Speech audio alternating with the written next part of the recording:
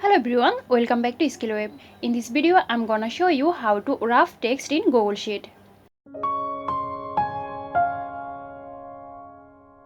Go to your Google Sheet. Now highlight all the cells.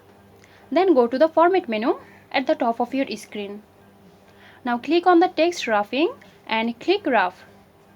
And there you see the text cells expanded. Now you can see all the text. That's for today. Hope this video helped you guys. If it did, please like, comment and share, and stay tuned for more interesting videos here at SkillWeb. This video is sponsored by Zerosoft. Zerosoft offers graphic design, UI UX design, digital marketing and web development. Elevate your brand with Zerosoft today.